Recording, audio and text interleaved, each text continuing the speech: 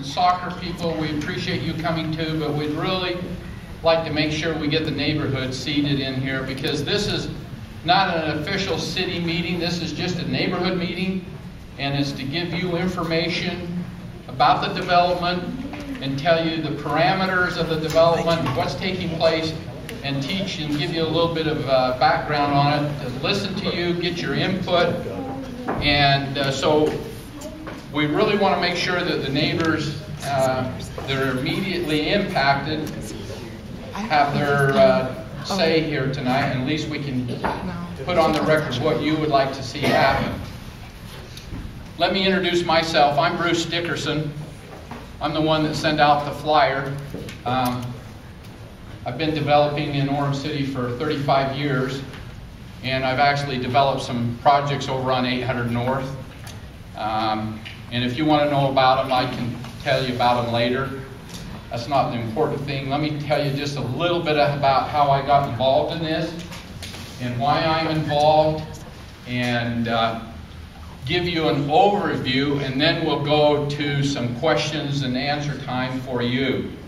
About a year ago, Stanford Sainsbury, the head of the developing of Orem City, who is now retired, called me up and asked me one day if I would come and be involved and help raise some money for a project for Orem City. They did not have it in their budget, and would I come and help them raise some money for a project that they had. In doing that, he and I discussed 2 or 3 things, and one of them was for people who might donate some money for other causes to the city. And I told him that I was acquainted with Mr. Todd Peterson, who is the CEO of Vivint. And so I introduced Todd to the city, and things started rolling on some other things that Todd is helping out with in the city and donating some money. As this progressed, I got a phone call one day from Todd with the idea of perhaps doing something with Cascade Golf Course. I said there's not a very good chance of anything ever happening there. And so I came in and met with the city manager, and he explained it to me, and I had no idea this is how Cascade Golf Course was. The Strattons, and maybe I'm telling you old news, but at least let me tell you the news that I understood and found out about. Orem City owns the property. 40 years ago, 50 years ago, they went into a lease with the Strattons, and Strattons have leased the property for $450 approximately, give or take $10, from Orem City over the last 40, 50 years. And so Strattons, the city owns the property, Strattons own the lease of the property. And so in the lease, it's written that if it's not ever a golf course, it reverts back to Orem City. So if Stratton chooses not to run the golf course, or whoever owns the lease, then it reverts back to Orem City. So during this discussion with him, the city said, well, you know, this is basically between Kevin Stratton and Todd Peterson. If Kevin wants to sell his leasehold, then that's up to Kevin. And so the 2 of those went back and forth over the last 6 months, deciding whether or not they wanted to go into a transaction where the lease is transferred from Kevin Stratton to Todd Peterson and his family. They came to an agreement a few, come on in, there's seats up here. I'll move back a little bit. There's a whole front row here. And they went into an agreement about a month ago. This was going on, it was off, it was on, it was off. And now it's on. So Kevin is transferring the lease to Todd Peterson. And that item is something that's in a square box, meaning that's going to happen. Because Kevin can do with his lease anything he wants. That's not an item of discussion. That's what he can do. Just like you owning a business, and if you want to sell your business, then so be it. He chose he wanted to sell his business, and he found a willing and able buyer who came forth and said, I want to buy this business.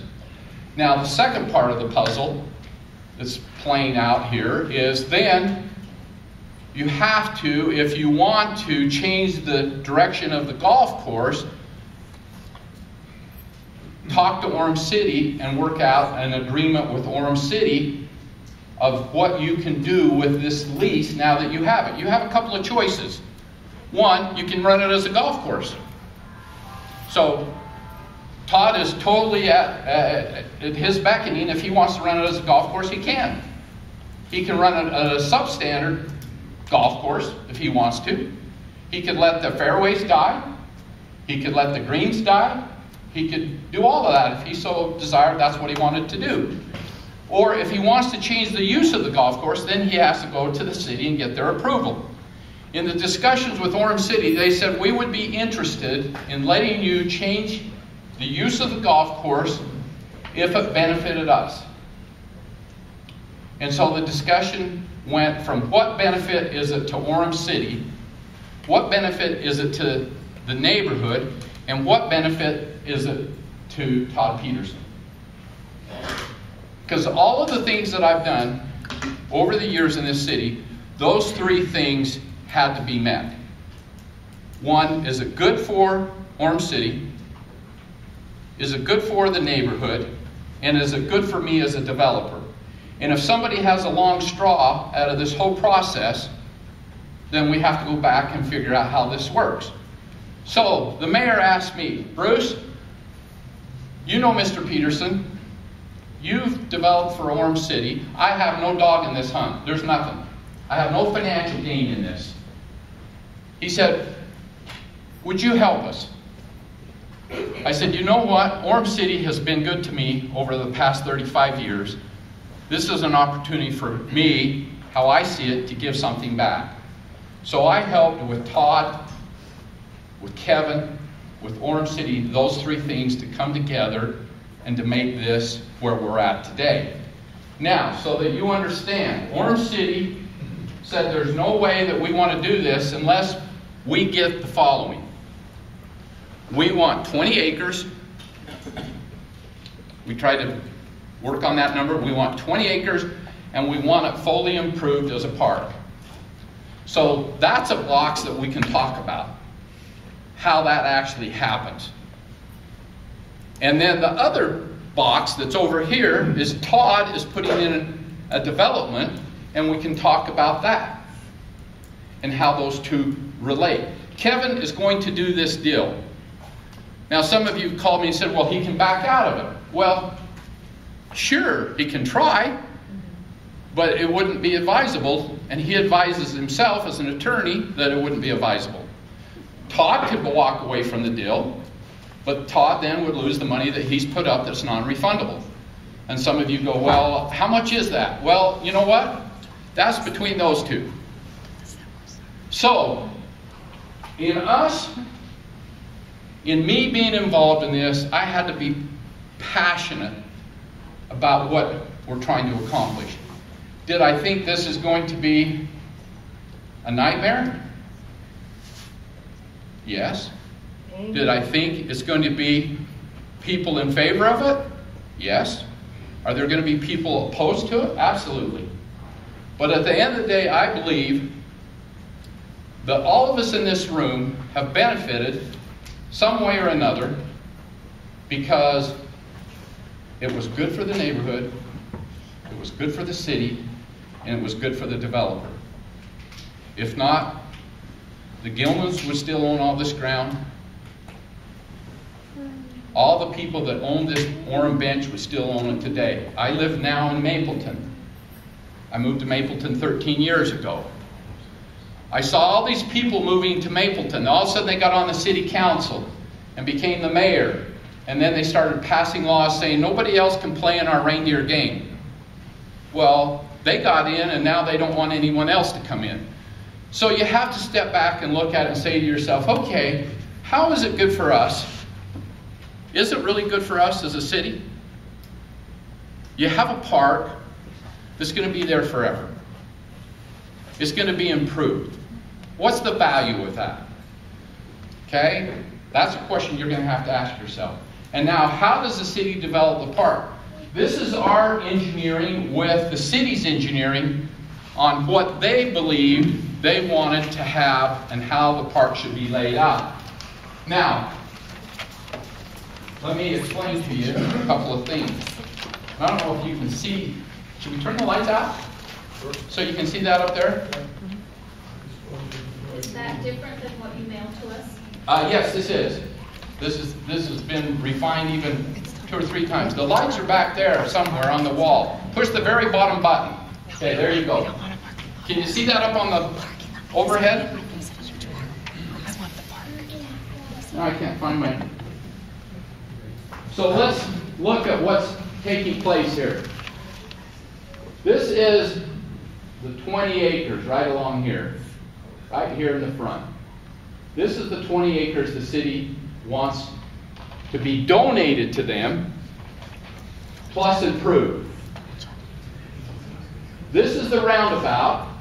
The city wants to tear the clubhouse down, and they want to put right here a restroom and a pavilion. Can you show those, Jack? The restroom and the pavilion is going to be like the ones they've built and developed down in Vineyard. That's the restroom and the pavilion. There's a snack bar in that. Those of you who have been down to Vineyard knows that's what the city wants to do.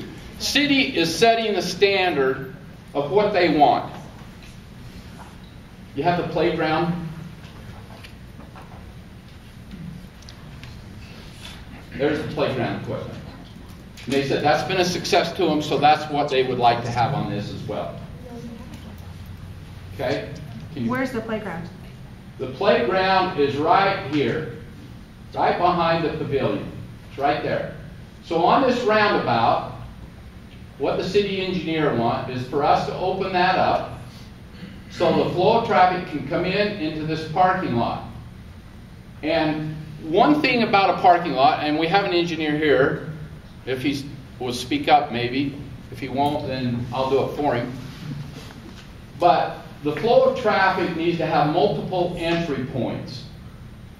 And that's what we try to accomplish. Now, this over here, this area is the driving range. Some of you have commented that you would like to see this pushed down here and the park put over on this side, and to do away with this parking right in here. Let me address that, and I'll try to address all of these things, and then at the end we'll open this up for comments and questions. As you know, the driving range is all grass. It has no trees. The city believes, and they want to retain those ponds, the 2 ponds, so if we move the park or the soccer fields over here, the ponds would have to be filled in. They believe down the road that they're going to get a grant from the DWR and actually make those fishing ponds and stock them with fish and have that open to the public. That's their long-range goal. How far that's down the road, I have no idea. But they want to maintain those ponds. These are tennis courts. And so all of these trees, you know what the trees are that are there. They wanted to keep those trees. And if we move the soccer fields over there, they felt that it would destroy all those trees. And the best place for the soccer fields are right there. Now, is there enough room between the soccer fields? I have no idea. I'm not a soccer player. All I can tell you is this is what they came up with. These are 300 feet. Correct, Jerry? So they can be lacrosse, they can be soccer, and then these are the small fields. I'm really not scared, I'm just old. And this is the smaller field. So what is the difference between the smaller ones and the bigger? It's like my little grandson's that's 5 years old, that they go sideways and play soccer. Now the formula that they came up with, there's more seats up front here. If you can see to get up here, hold your cell phone as a light. Right up here if you want to come in, anybody. If not. What the city decided in their wisdom is they do not have enough parking down at Vineyard. And Vineyard is twice the size of this project. Vineyard's, I think, 53 acres. Jared? Right. 53 acres. This is 20 acres. They have 350 parking places, and this right now, as shown, is 400 parking places. What they have learned on soccer, and you know this, that moms and dads and grandpas like me, especially grandpas like me, don't like to get out of the car, and they like to watch it from their vehicles. And so the new game is already started, or hasn't ended, and the parents and grandparents are already coming. So they figure 40 cars per soccer field, roughly. And that's what we have. We have more than that. Part of that discussion that we had with them was making sure, with the traffic engineer, got to find this button again, that these roads lined up. You see that lines up, that one lines up, that one lines up, these line up, that one doesn't. And so we thought to ourselves, okay, let's pull this parking out and just leave this as grass. But all you have to do is go along 8th East, over by the cemetery, and you'll see what problems are caused by that. We pull up along the curb to watch the soccer field.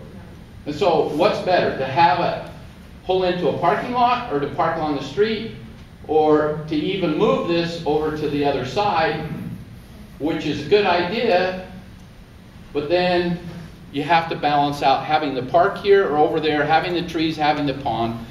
And this whole discussion of this park is not something that is going to be decided by us as the developer, or Todd Peterson as the developer, or us tonight. That's a decision that we need your input to tell the city how you would like to see that park. And I can see the pros and cons. I can understand the parking. We pulled that parking lot out over there on the top part because we thought, you know, that's going to be an impact on those neighbors. And then we debated, well, is it worse parking on the street or parking in a parking lot? And I know the answer is both of them are terrible. We need to move it completely on the other side. And we need to put the soccer fields down there and put the park up there. Well, that's a dilemma that you're dealing with. Trees, ponds, already established landscaping versus having to do new landscaping. So then we go to the subdivision, and as you see, these are about 14 lots is all he's using to develop. These are 1.5 acre lots. He's going to gate it on both ends so it stays private. And then he's going to build his house up here somewhere. And then he still owns the back 9. And whatever happens to that, he has no knowledge of where he's going with the back 9. So this soccer field's close to this home right here. But that home will know that that soccer field's there. It's going to be landscaped, it's going to be nice, and they're 1.5 acres. Can you bring up a 1.5 acre? I'm going to show you a subdivision. There are 1.5 acre lots, so that you'll get an idea. That's my home. This is in Mapleton. That's 1.5 acres, every one of these lots. So you can see the setbacks from both the front and the rear yards. And these are going to be, thanks, we can go back. These are going to be some of the ideas of the homes that could be built in there. It's going to be controlled, it's not going to be quick, and it's going to be a very nice subdivision. Now, Bruce, are you developing that then? no, I'm not. You're not. Not involved in any of this. Just helping out tonight. And if I live, then I'll see another day. So that's the basic parameters that we're dealing with here. Now, can you turn the lights back on? They're right behind you, sir. Yeah, very top one, I think. There you go. Ooh. So now questions, concerns. Let's just take them and tell us your name and where you live. And if we can point to it, I'll give you the pointer. If you can point to it up there. So we're on the first. So your name? Bryce. That little button is, yeah, that's the one. Don't, this one, you gotta hold your finger on. Yeah. Okay, so we're on this first cul-de-sac. See, it's hard to hold it still, isn't it? Okay, so we're right in here. Okay. So our concern is, I'm glad you put parking there, But, okay, as a former soccer mom, as a soccer mom or dad or grandpa, you park closest to the field your kid is on. true. Okay? So say your kid's playing on this field. Right. This is all here, this is all filled. This is empty. So you gotta park here and you gotta drag your cooler and your kids and your dog and your chairs and whatnot all the way over to this field from this parking lot. You're not gonna do it. You're gonna go over here and you're gonna park right here, you're here, But if you up have- in here. if If you- these are full. She said if that's full. Oh, if it's full. Because you're gonna have overlap. You're gonna have overlap on soccer games. It just happens. It does happen. Nobody finishes, they start playing, whatever. That's why we put a lot of parking in the front. Right. Secondly, I think ponds are a danger for small children. We have a lot of kids that, go through the neighborhood, they're not well supervised. That is a hazard. I don't know if the city really wants to take that on. I don't know who's responsible. I mean, little kids from soccer wander. People don't know their kids well. So that, and it could be a potential hazard. And I agree with that completely. And this is where the cities came with this idea from St. George. Because they have 2 or 3 fishing ponds in St. George. I don't know if any of you have ever fished in those before, but I have fished in one. Comment. Yeah, I'm Tyler Crawford. Yeah, the children right now, they walk, it's just a parade in the morning, and on the afternoon they walk around the golf course, they go to school. When this goes in, they're going to walk straight across, which is right through those ponds. So I'm not, I am worried about the kids that are playing soccer or that are coming and visiting, but I'm really worried about the neighborhood kids that are walking right around those ponds because it's the shortest path from school to home. How deep are they? All that, they're Well, gonna be, you know what I mean? I'm not For in charge of the safety? ponds. We took the ponds off our site plan because we agree with what you're saying, and the city asked us to put them back on to have this discussion. Huge danger for the youth, the children that are growing up in these neighborhoods. The other thing is, the other concern I have is, right. You want this? No, that's okay. Right next to the school, you didn't include it, it's not on the diagram, there's tennis courts and there's a playground. Right, And now you're putting more tennis courts and a playground Yeah. right next to them. right next. There? It's no closer to the neighborhood on the other side. Down, right there, yeah. So right there. That's where the tennis courts and the playground is, and you're building another one, well, at least the tennis courts are right across the street. Should we eliminate the tennis courts? No, Put them on the other side. Eliminate the whole thing. Can I say something about the tennis courts? Okay, hang on. Just let him finish, and then we'll get to you, okay? It's kind of a balance, I don't know, but yeah, it might be nice to put it on the other side. Would you rather have the trees and the current landscaping or not? No. They're trash trees?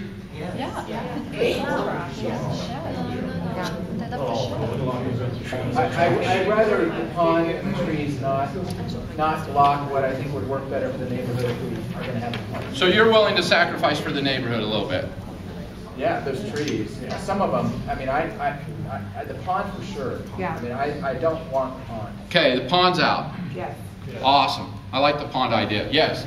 The thing that discourages me, Don't be discouraged. This is not a life or death. depresses me, is that this is already talking about as if it's in the plan. It's all been done. It is. No. None of us have been involved in it. The only ones that's been involved in it is the guy that's going to make a whole bunch of money on those buildings up there and a little bit that the city's going to get. And they've already got 5 or 6 or 7 or 8 or 20 already someplace in the city. Soccer fields.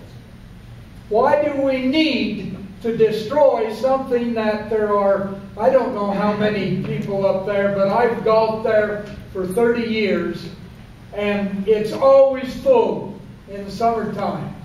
And where are those people going to go? They're not going to go to Sleepy Ridge. Nobody wants mosquitoes. Nobody. Why destroy something we've got now to make soccer fields and Todd Peterson to make a fortune off those lands and the big houses and everything else. I'm just opposed to it. I think that we're, as people in the city, we're getting screwed. Yep. Yeah. Right off the bat.